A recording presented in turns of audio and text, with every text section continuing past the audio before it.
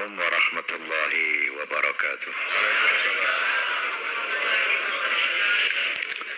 Bismillahirrahmanirrahim. Alhamdulillahilladzi hada an-nasa ila hayatin thayyibatin fid dunya wal akhirati bi syari'atil Islam. Asyhadu an la ilaha illallah wahdahu la syarika lahu dzul jalali wal ikram. وأشهد أن سيدنا ونبينا محمدا عبده ورسوله سيد العرب والعجم فصلى الله على سيدنا محمد وعلى آله وسلم أما بعد.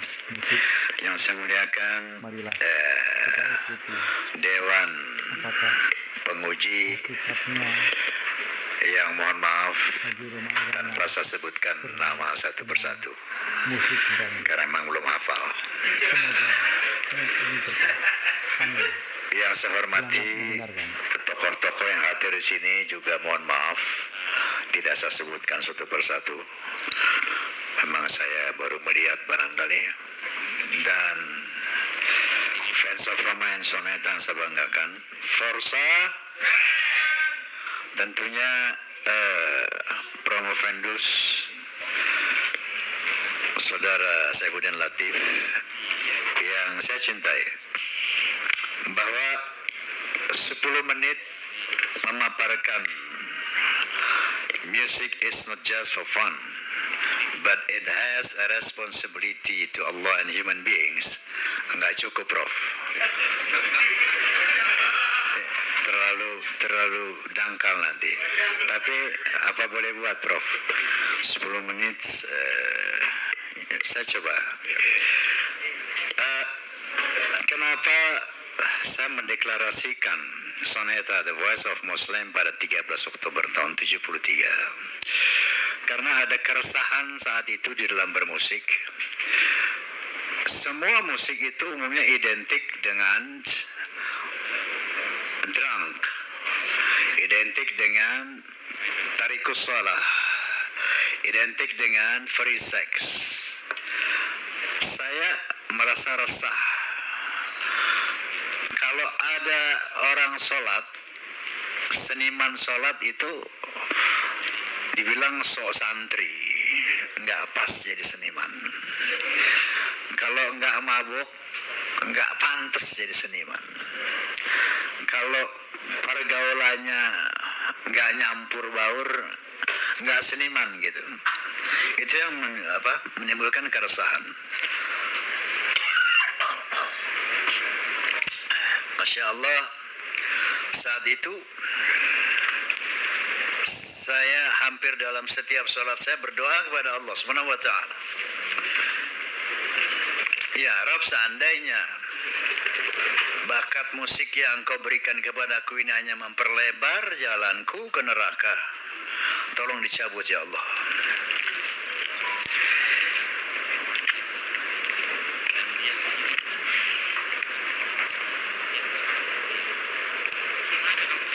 Nangisnya udah 5 menit dok. Seandainya musik ini dapat membawa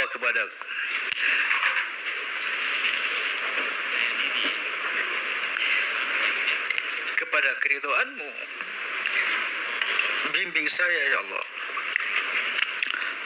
Nah inilah doa saya. Kalau enggak, saya nggak mau main musik.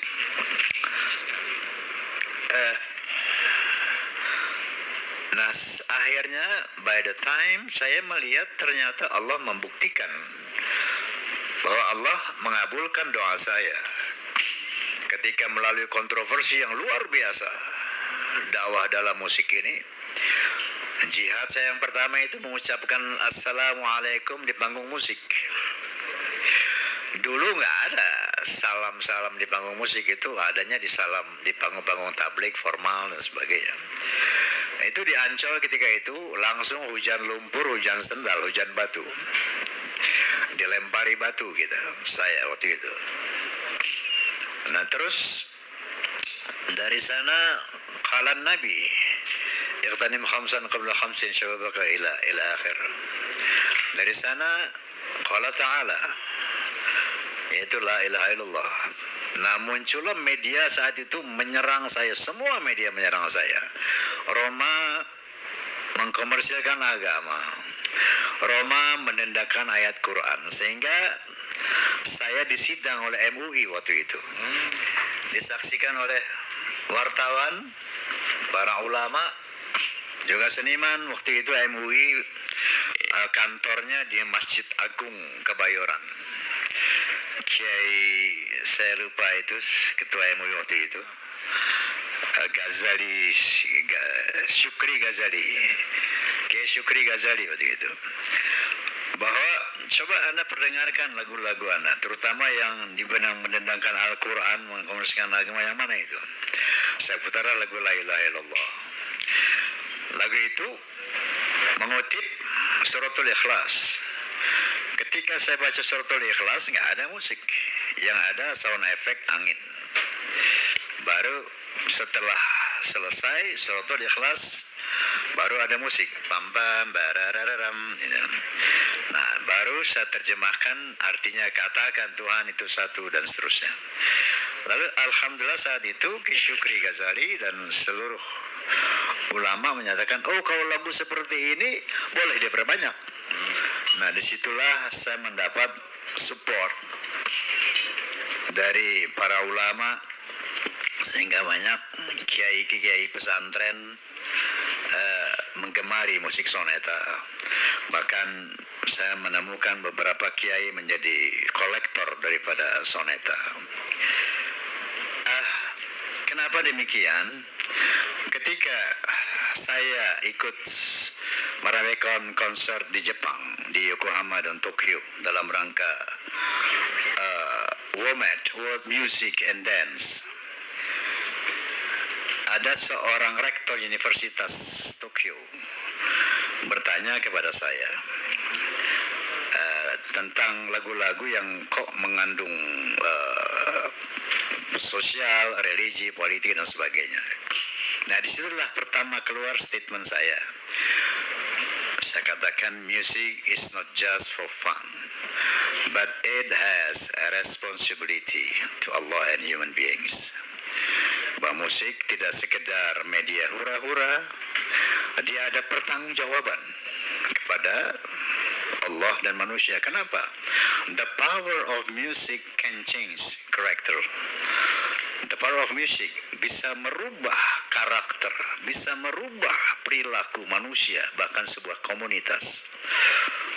Nah, ini ketika saya diundang oleh University of Pittsburgh pada 2019 yang lalu dalam rangka International Conference on Islam and Popular Culture in Indonesia and Malaysia, dia meminta apakah effectivity dari musik itu memang betul, the power of music can change. Di situ dari 9 negara yang hadir, semua membuat paper. Paper saya berjudul Music is a medium for communication, for information, for unity, even for preach, dakwah. Dalam disertasi saya, dalam paper saya itu, bukan disertasi ini, tapi tanpa disertasi saya juga profesor nih, Prof, mohon maaf. Ada universitas di Amerika memberi gelar saya Profesor in Music. Saya bilang, saya nggak pernah, profesor itu ngajar. Saya nggak mengajar, saya nggak aktif di university. Anda telah mengajar dangdut di ratusan universitas in the world. Makanya Anda, you are professor in music, kayak gitu. Sorry, Prof, saya nggak profesor.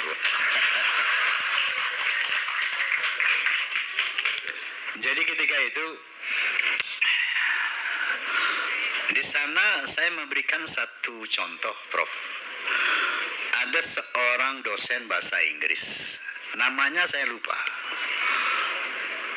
Saat itu ketika syuting film Menggapai Matahari di Surabaya, satu lagi istirahat di satu restoran, tiba-tiba datanglah seseorang yang berpenampilan dandy, ganteng, berjas, pakai jas, pegang tas, Dia bilang, "Are you Rama, ya Rama?" "Yes, I am." Langsung saya dipeluk. Dia bangun itu dalam bahasa Inggris. Saya dipeluk erat dan lama. Setelah dilepas, "You are my teacher." Saya bilang, "Please have a seat." "How can you say it like that?" Dia cerita, "Saya dosen bahasa Inggris di sini, di Erlangga. Anda adalah guru saya. Bagaimana saya bisa mengatakan Anda guru saya? Banyak pola hidup saya, banyak aktivitas saya, banyak langkah saya itu terinspirasi dari lagu-lagu Anda. Dan banyak masalah-masalah saya yang solusinya ada di lagu-lagu Anda.